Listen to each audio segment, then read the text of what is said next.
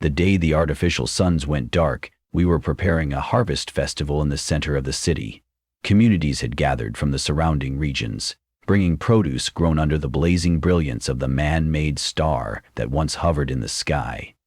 The air smelled of roasted peppers and sugary pastries, and children sprinted down the streets, with multicolored ribbons trailing behind them. Celebrations and music echoed off the old stone buildings that had thrived under constant daylight. League engineers ambled through the crowds, each wearing the brass insignia of the organization responsible for maintaining the luminous technology. No one suspected that their proud handiwork was about to fail. The flicker began slowly. Some thought it might be a decorative effect, perhaps part of the festival's performance. Others noted it warily, stepping away from their stands or around the edges of the grand pavilion to look upward. The shimmer lasted only a fraction of a second but left behind an uneasy hush. Then, as if indulging the curiosity of thousands of watchers, the great globe of artificial sunlight stabilized again, shining over the festivities. Within moments, the chatter restarted. Musicians took up their instruments and resumed their lively tunes. Vendors returned to selling fruit, trinkets, and sweet candied nuts. Fathers told their nervous children it was nothing to worry about, but the hush had been enough to imprint a subtle tremor of dread upon everyone's spirit. That night, talk of the flicker lingered in every corner of the festival. People muttered about aging power grids and whispered rumors that the League might be losing its grip on a technology that had sustained humankind for generations. Others insisted the flicker simply demonstrated a routine calibration, a momentary glitch in the system. No one could recall the last time they had experienced pure, starless darkness.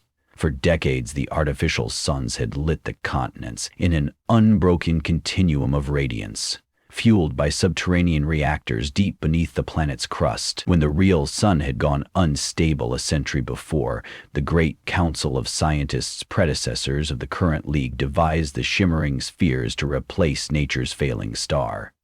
Safety, stability, endless day, these were the cornerstones of humanity's new era. I was a curator at the city's Archives of Light, a vast collection of old teachings, documents, and instruments from the time before the real sun died. If anyone had answers about the potential for a malfunction, we should have had them. Instead, my colleagues and I relied primarily on second-hand data from the League. Those who dared question the reliability of these monolithic suns were labeled catastrophists. Reports from experimental outposts sometimes suggested energy shortfalls, but the official stance was that the system was infallible. In the aftermath of the flicker, the council spokesperson only repeated those comforting words, "Everything is under control." Still, I remember the morning after the festival, when the artificial sky still glowed as though it had never trembled the night before. I breezed through the archives to see if there were references to historical storms or solar flares that might have explained the phenomenon. My examination turned up little but cautionary notes about the risks of overhauling the reactors too frequently. The old texts were vague about the technology's insides, as most of that lived solely in the minds of League engineers. Feeling uneasy, I stepped out into the official's chamber, scanning passers-by for more rumors. Tense faces suggested others were no more reassured than I. We had barely transitioned back to normal life when the second flicker occurred, visibly stronger this time. Lights dimmed with a jagged pulse, and a thunderous humming reverberated across the city, as though a giant beast had awakened deep underground. Fear rippled through the streets. Shopkeepers and farmers gawked at the vibronic halos that danced around the base of the artificial sun. The sky grew momentarily dim, prying gasps from onlookers. Then, renewed brightness radiated angrily, as if to prove that no cosmic flaw could incite a permanent eclipse. But the damage was done. It was like the planet had suddenly paused, alarmed by its own future. People whispered that if the League couldn't control the suns, entire continents could vanish into a blackness that humanity was no longer prepared to face. Then came the night that changed everything. I was cataloging artifacts in the archives, a rare collection of solar observation tools from the age of the real sun, when the emergency siren shrieked. A shrill, piercing cry echoed through the marble halls and out into the city. We had trained for reactor leaks, but never before had such an alarm rung for a large-scale fiasco. I rushed outside, along with dozens of archivists and researchers, to see a horror I never thought possible. Slowly, with a final desperate flicker, the blazing sphere overhead waned. The artificial sun that had ruled our skies for generations snuffed out like a candle, plunging everything into complete darkness. It was chaos. Hysterical screams resonated through the city's alleys and cobblestone pathways. The few emergency lights that existed cast feeble beams of white that barely illuminated a few meters ahead. In the flickering glow of battery-powered lamps, I witnessed neighbors colliding against each other in confusion. The final light from that dying sphere was a ghastly purple glow that made everything look haunted. Pets howled, prowling in confusion. Accidents blossomed on every street corner as vehicles powered by solar-fed energy began to fail. A handful of individuals stood stunned, gazing upwards at the hole in the sky that the dying orb left behind. Soon, darkness pressed upon us all, an oppressive entity that drowned every recourse we had. Over the next few days, despair solidified into panic. Without the artificial sun, temperatures dropped drastically. The planet's real sun had long since faded, leaving these mechanical replacements as our only source of warmth. Government broadcasts tried to calm the populace with reassurances that the League was working tirelessly to restore light. Still, we all heard the rumors. The backup reactors had also collapsed. Reports trickled in of chain malfunctions across the continental network. Some told tales of a meltdown in the core reactor that had caused catastrophic damage to the entire system. From the outskirts, travelers whispered of entire landscapes enveloped in cold blackness, with only random spotlights or security lamps offering pinpricks of visibility. My friend Darius was the lead researcher on a project investigating the original schematics of these suns. He cut a gaunt figure in the gloom of the archives, anxiously pawing through crumbling manuscripts. When I found him, he was crouched beside a dull electric lamp, reading an ancient text with trembling fingers. He said, "The calibrations, they were never meant to last this long. Our updates to the mainframe only postponed the inevitable." A reluctance weighed on his tone, as if sharing a dreadful secret. We never considered that any single failure might trigger the entire network to crash. Without a working sun, we face an endless night. Yet some individuals saw opportunity in this apocalypse. Marauders roamed the streets, wielding flashlights and crude weapons, ambushing unsuspecting survivors for supplies. The city's food stocks began to spoil without the stability and temperature regulation provided by the artificial day. Subterranean chambers, once used for experimental growth under specialized UV lamps, were dimming as power cells drained away. We lit candles, tried makeshift fires, but the city was vast, its infrastructure designed around a constant source of solar power that was now forever absent. One could feel the desperation accruing by the hour. Amid the dread, a faint glimmer of hope emerged.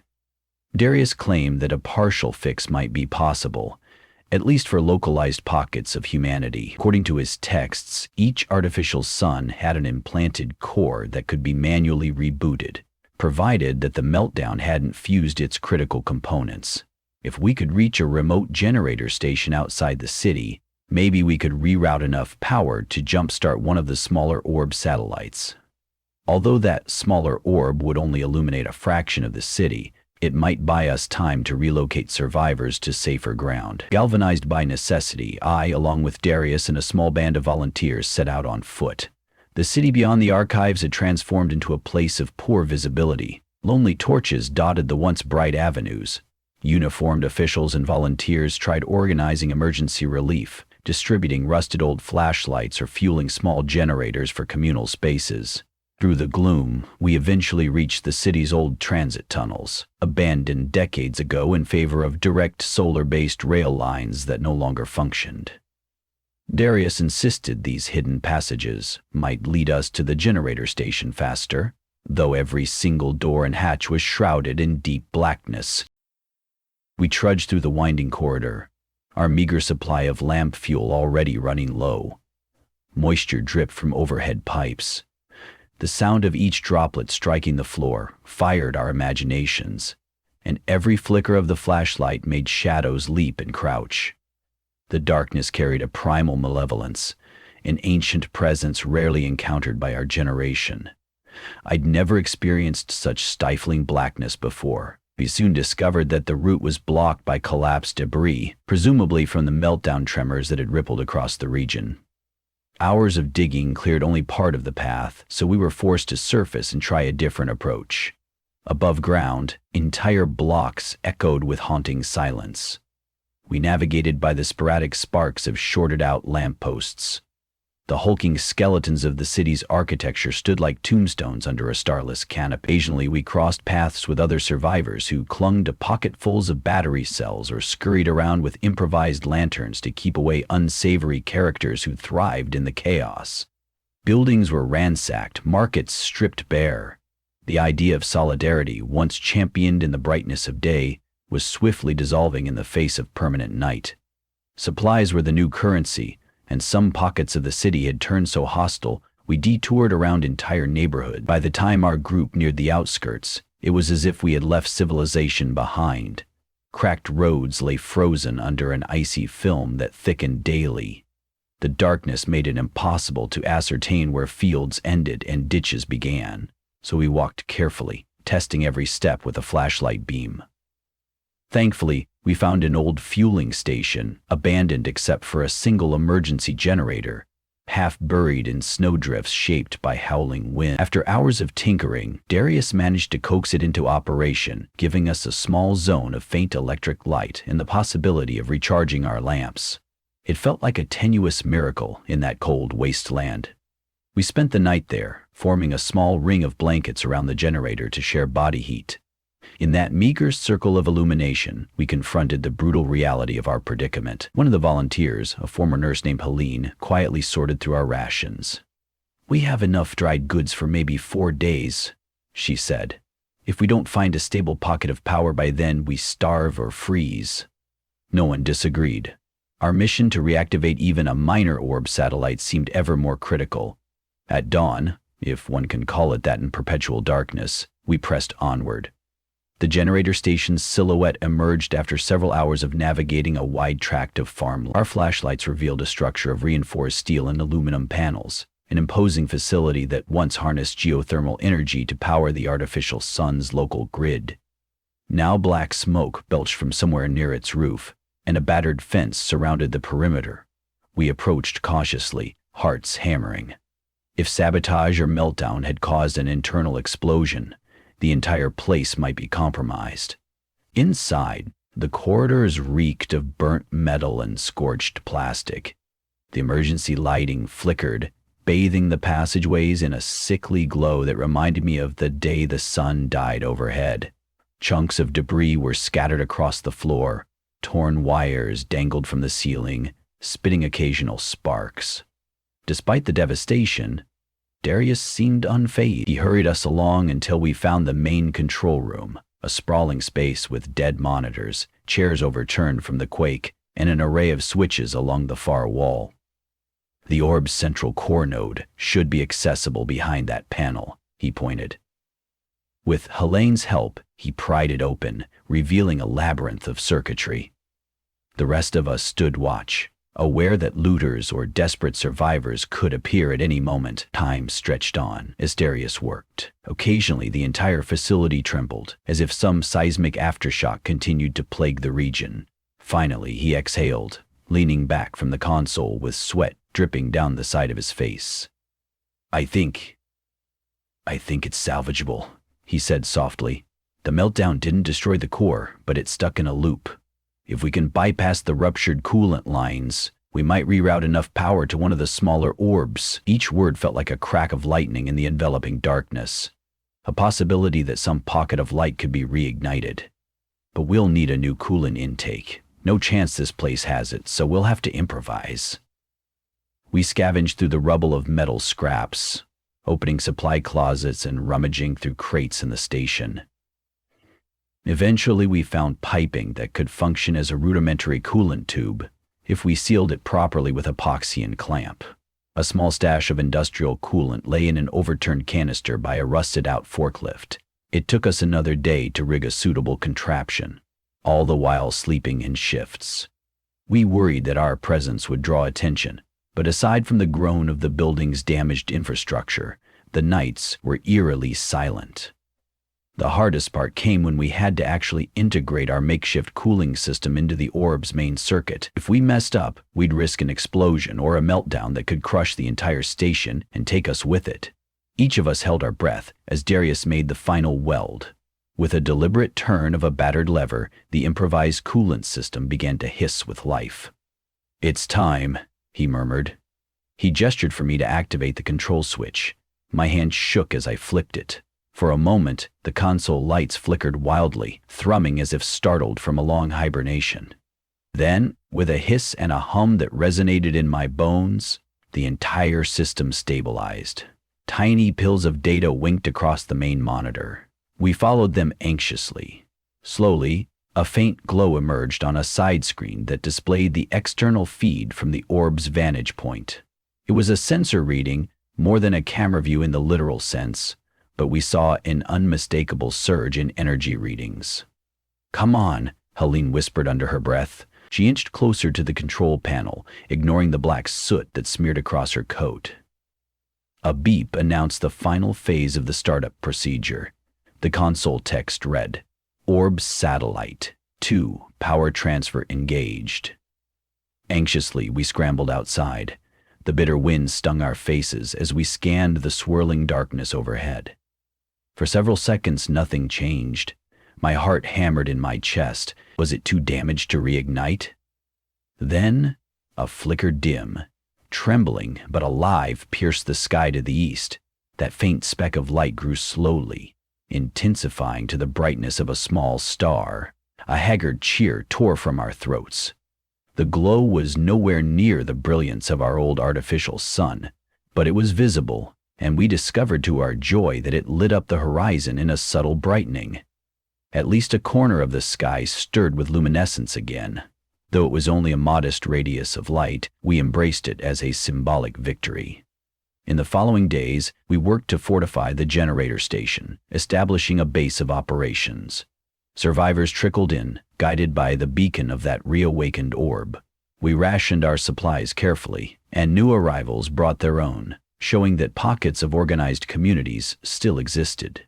Makeshift stoves and small cookfires dotted the perimeter, lending a sense of warmth and camaraderie in the gloom. We tended to the wounded, scouted the surroundings for salvage, and refined the station's systems to keep the orb stable. The reliance on geothermal energy was precarious at best, but if we maintained the coolant rig, we could keep it going.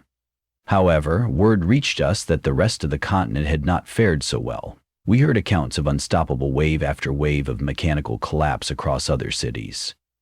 The meltdown had corrupted the entire chain of artificial suns that glowed above various countries.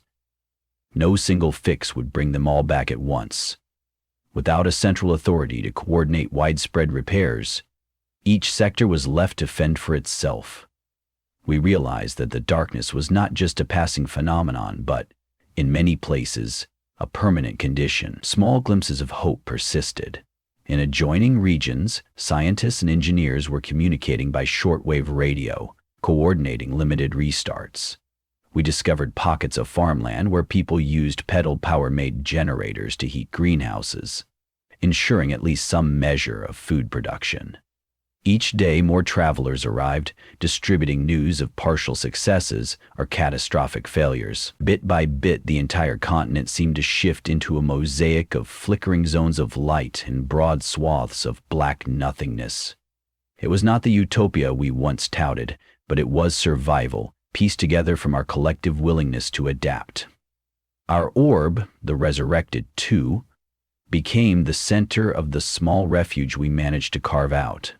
Though reminiscent of a feeble star, it offered enough illumination to ward off the immense dread of absolute darkness. We erected a watchtower near the generator station's roof to spot potential raiding parties or guide wandering refugees. On occasion, I climbed the tower myself, taking in the surreal panorama. In the distance, faint glimmers betrayed other outposts, emergency flares fighting the black horizon. Every time I saw a new flicker, I realized some group of dogged survivors was still out there, pushing back against the night. In the months that followed, society regrouped in a reimagined shape. The old dream of everlasting day was gone. We learned to appreciate short intervals of darkness, those precious hours to rest, to stargaze at the faint pinpricks of distant galaxies that once were washed out by the artificial suns. People returned to older ways of life, bartering, local resource sharing, forging alliances between communities. The League as we knew it vanished under the weight of its colossal failure. In its place emerged decentralized cooperatives, engineers, medics, farmers, who convened to ensure each zone had baseline support. One evening, after a long day of repairs and ration sorting, I stood beneath our faintly glowing orb, listening to the clang of tools and the crackle of fires along the perimeter. It struck me that, in losing our perpetual day, we might have found a new balance. The darkness was no longer just a suffocating threat. It was a necessary cycle, something to be reckoned with, but also something that made the light more precious. True, technology had let us down, and an entire continent lay half-broken in the aftermath. Yet in this battered new world, we finally learned that sustainable survival demanded adaptability, cooperation, and humility before the forces beyond our control. That night, I recalled the old festival we had started to celebrate on the day the sun first flickered. I remembered the bright, dazzling ribbons and the laughter of children. The memory felt like a dream from another life. Now, in the near dark, the faint whir of our patched-together generator was more comforting than any festival tune. Though we had lost so much, an ember of possibility glowed in that meager satellite, a reminder that no matter the depth of the darkness, humanity could still find a light to guide us forward. Over time, we established a small colony under that orb's glow. Through painstaking collaboration with similarly resourceful enclaves in the region, we erected a network of smaller lights, each powered by local generators or improvised energy sources. Movement between these enclaves continued to be perilous, but at least we had a shared purpose: to keep our corner of the world alive and illuminated. Wide-scale restoration of the old system might not happen in our lifetime, or perhaps ever. We had learned the artificial suns were not as enduring as we once believed, but a new light, sparked by human resilience and communal spirit, sustained us in ways we'd forgotten to value. And though the continent lay cloaked in persistent darkness, against all odds, we discovered that living in the shadow of a broken sun did not spell our end. It was, instead, the stirring of a new chapter, one in which a single flicker of hope could shine all the brighter.